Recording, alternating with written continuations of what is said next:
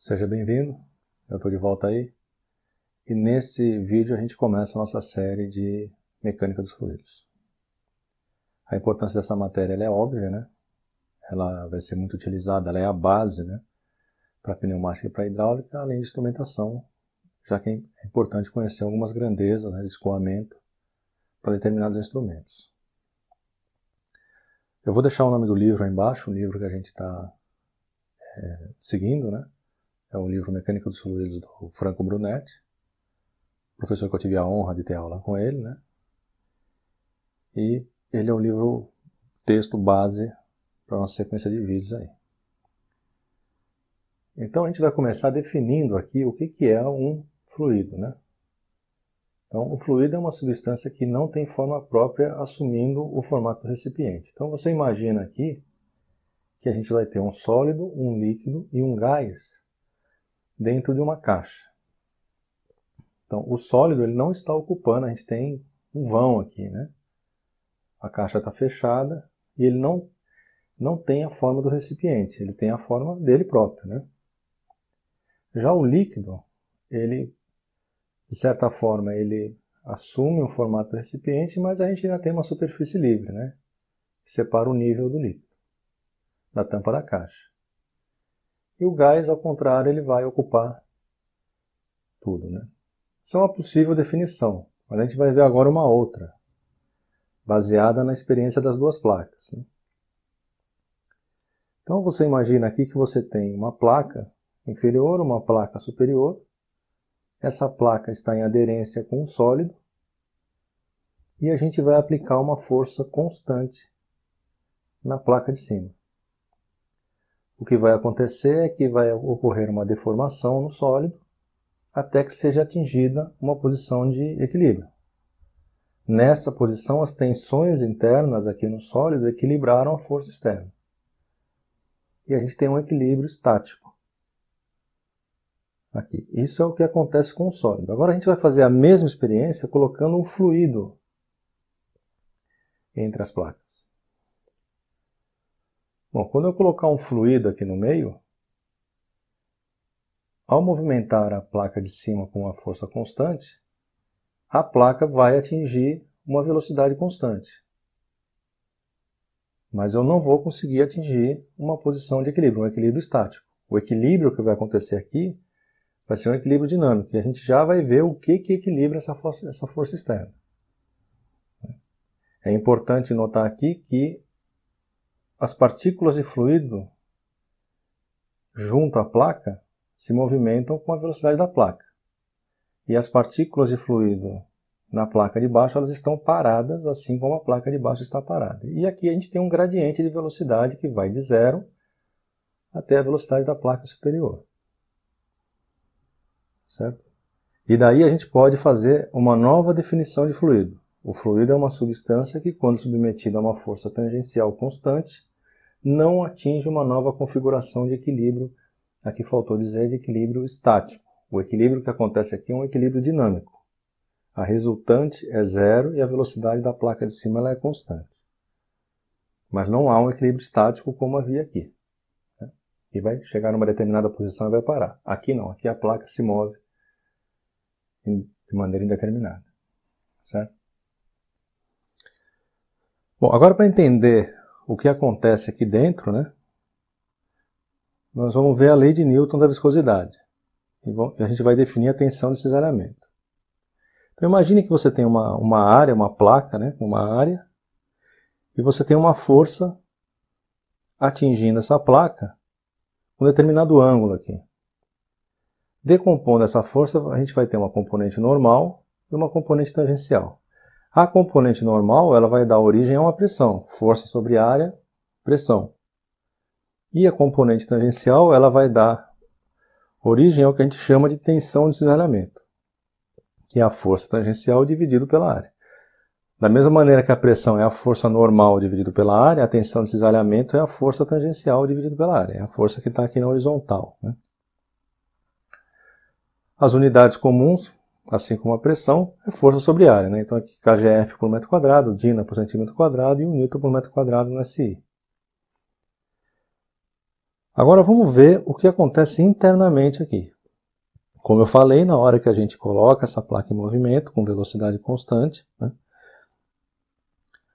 as partículas que aderem à placa superior, elas viajam com a velocidade da placa superior. E a placa de baixo está parada, portanto as partículas aqui estão paradas. E no meio a gente tem um gradiente de velocidade. Velocidades que variam desde zero aqui até a velocidade V0, que é a velocidade da placa superior. No meio, o que a gente tem é uma série de tensões de cisalhamento entre as camadas, né? Que dá origem a essa diferença de velocidade aqui. Então, quem está equilibrando essa força tangencial aqui externa são as tensões de cisalhamento aqui dentro. E aí a gente consegue um equilíbrio dinâmico. A aceleração é zero, V0 é constante, e a força tangencial é igual à força oriunda das tensões de cisalhamento internamente aqui.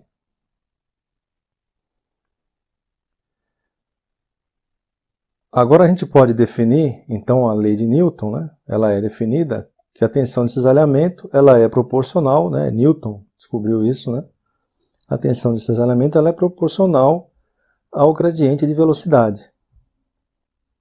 Isso quer dizer que a tensão de cisalhamento dividido pelo gradiente é igual a uma constante, que é a constante de proporcionalidade, né?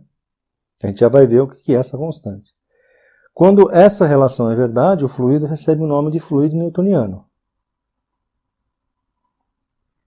E está aqui uma representação, né, com uma cota y, uma outra y mais dy. No y tem uma velocidade v, e no y mais dy tem uma velocidade v mais dv. Né? A gente já vai ver como é que a gente usa isso aqui.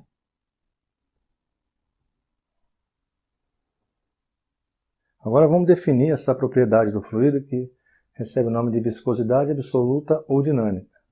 Ela é o coeficiente de proporcionalidade na equação do Newton, que a gente viu no quadro anterior. Então, até aqui, o μ é o coeficiente de proporcionalidade, viscosidade absoluta ou dinâmica. É uma propriedade de cada fluido. A água tem um, o óleo tem outra, né? E ela vai variar com pressão e principalmente com a temperatura. Um exemplo clássico disso aqui é o motor do seu carro, né? Quando você liga o carro, o motor está frio, o óleo está numa temperatura menor e é mais difícil para o óleo escoar dentro do motor porque a viscosidade dele está mais alta. Então as tensões de cisalhamento lá são maiores. Na medida que a temperatura começa a subir, a viscosidade cai e o óleo flui com mais facilidade. Ou seja, a viscosidade ela mede, é uma propriedade que indica a maior ou menor dificuldade de o fluido escoar. O raciocínio é esse que eu falei, com uma pequena observação que os gases têm um comportamento um pouco diferente. Isso é explicado a nível molecular, obviamente nós não vamos entrar nisso aqui, né? Nos líquidos a viscosidade cai com a temperatura, como eu expliquei com o exemplo que eu dei, e nos gases a viscosidade aumenta. Né? E aqui são as unidades típicas, né, da viscosidade dinâmica. kgf vezes segundo por metro quadrado, Newton vezes segundo por metro quadrado, Dina vezes segundo por centímetro quadrado, que recebe o nome de poise. E ainda existe o centipoise, né, que é um múltiplo, um submúltiplo do poise. Agora vamos voltar naquele nosso gradiente, né, e a experiência das duas placas.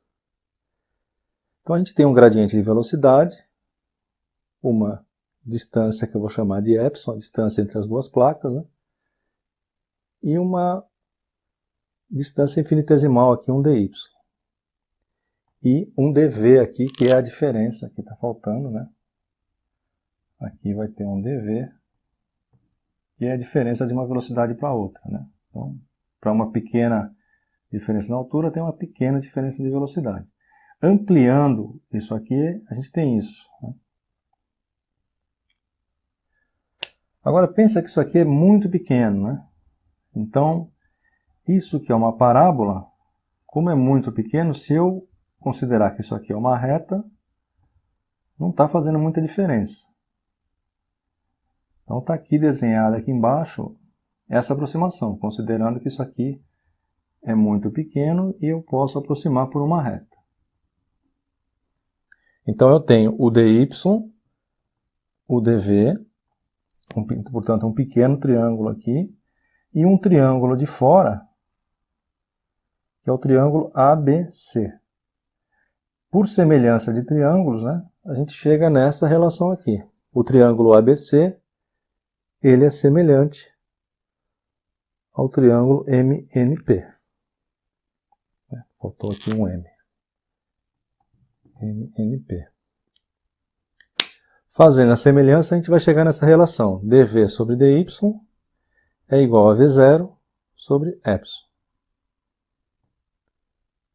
Substituindo nessa equação da tensão de cisalhamento, a gente vai chegar finalmente aqui nessa relação. μ v0 sobre epsilon.